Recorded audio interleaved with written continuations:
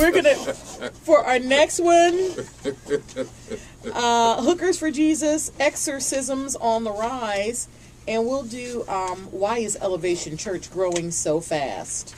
In 3, 2, 1. Good morning and welcome to The Satisfied Life. We're going to start the show off with our holy headlines because we're going to ask this question. When you hear Hookers for Jesus, do you think about people getting saved on the strip or exploited for our entertainment? Holy headlines. Good morning, Pam and Sharon. And good morning to our special guest, Charles Easley, the Academic Chair for the Art Institute of Charlotte, also known as Professor Locs, philosopher extraordinaire on Q City Metro. Now, we're starting out with this story about Annie Lobert, former prostitute on a faith-based mission, which she calls Hookers for Jesus. She is the focus of a 3-part series that's going to premiere December 8th on Investigation Discovery. It's called Hookers Saved on the Strip. What I want to know is, are we looking at this as a woman who's been there, done that, trying to bring others to God, or is this simply another way to exploit people who have very obviously been exploited already? We'll start with our guest, Charles. I think this is, a very progressive movement in the missionary movement, and I can see other spin-offs. You're saying this with a straight face. I am. I think it would be strippers for salvation. The next will be crackheads for Christ. I think this has this has implications all over the place. To me, that I hear a little sarcasm saying that you believe we are just exploiting people.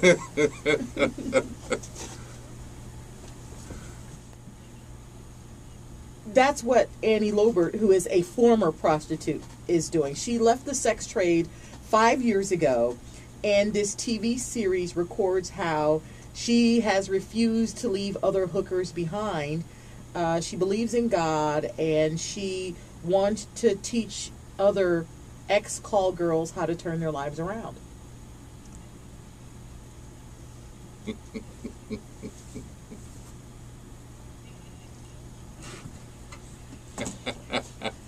Thank you. Which I love, by the way. Well, first she gets them to leave the pimp. But then when they leave the pimp, they don't have a place to live. They don't have a way to provide for themselves. And the only thing they've known up to that time is to sell their bodies. So she tries to rehabilitate them by first helping to provide for their basic needs. Mm-hmm. So they don't feel like they have to lean on a pimp or use their bodies to survive. That part is good, but I'm with Charles and Sharon when I say that it's a very noble mission if she needs support, and this is the only way she can get money for Destiny House, the place where she helps the prostitutes. If this is the only way her ministry can survive, okay, but otherwise, I think it's a little tough to get back on your feet when you've been featured on a TV show as a prostitute who needed to be saved. Well, I think there's an interesting caveat in that story where she talks about the struggle of a lot of these women going into other churches, and because of the elitists being elitists and not wanting that mm-hmm. type of person in your congregation. Mm-hmm. So I think, she's doing. Yeah. I think she's doing some important work. Yeah, I mean, I have seen it. I've seen situations where, I'm not saying that this woman was a hooker, but I've seen situations where a woman came to church and was dressed like she could possibly be a sex worker, and the looks on the people's faces and the reception that she got was far less than what you would hope for in a church. Mm-hmm. That's what the extra choir robes are for.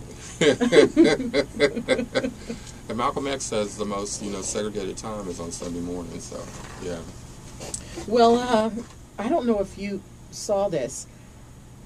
The Catholic Church is trying to teach more priests about exorcism because exorcisms are on the rise. And right now, there are really only a handful of priests trained as exorcists, but with more and more requests for exorcisms, they're now finding the need to train more priests. See, this is very fascinating because if you go to my blog, one of the first things I wrote about is there's a video on YouTube, and there's this minister who is conducting a gay exorcism, and it's just really It's a gay exorcism. A gay exorcism, which I thought was kind of funny. Well, and he's an amateur because anybody knows that, if you want to exorcise homosexual demons, all you need is a Cosmopolitan and Shelton karaoke and an international mail catalog. Save the holy water. Yeah, it is like that does it. They come right up. But a longtime church observer is standing behind this move, saying that he believes that key players in the church do need to know how to perform exorcisms, because something like exorcisms that really speaks to the supernatural side of religion separates the church from Walmart or any other corporation. Basically, we're not the Federal Reserve. We're not the World Council of Churches. The church should deal with angels and demons because nobody else deals with angels and demons. That's what the church is for. Well, they talk about in the article about the infusion of different cultures. I mean, I have one of my students who's from the islands. They blame it on it. In other words, they blame it on the brown people. Yeah.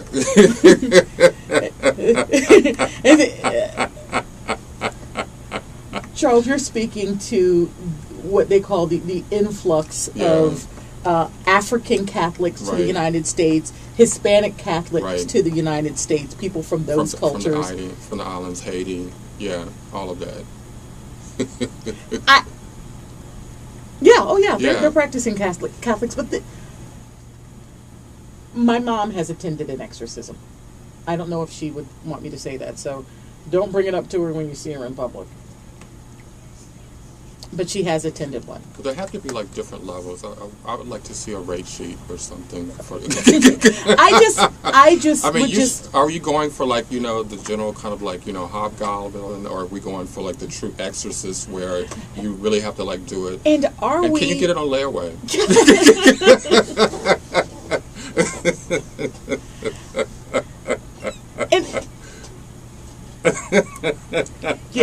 If it becomes like a psychic hotline, I'm out. But I also wonder, are we cheating people out of mental care? I mean, are some of these people seriously suffering from mental illness? And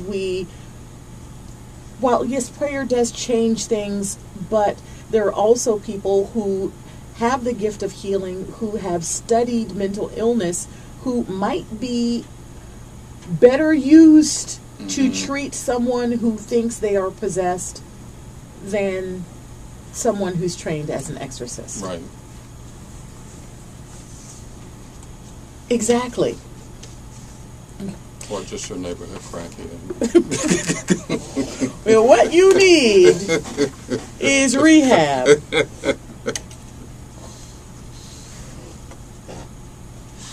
Yeah. See, that would be my concern. I mean, that's my whole issue with mega churches. That when you need opera glasses to see the minister and a golf cart to get down to the altar, I mean, that's just getting kind of crazy. Yeah. Professor Locs, a.k.a. Charles Easley, we have really enjoyed having you on for Holy Headlines. We're going to put a link to his work on our website, thesatisfiedlifenetwork.com, and we hope you continue to follow what he does and read some of the amazing things he has to say. He's got extraordinary insight, and we've really loved having you. Thank you. Thank you. Hope I come back. This is The Satisfied Life. Thank you, ladies. This was fun. It doesn't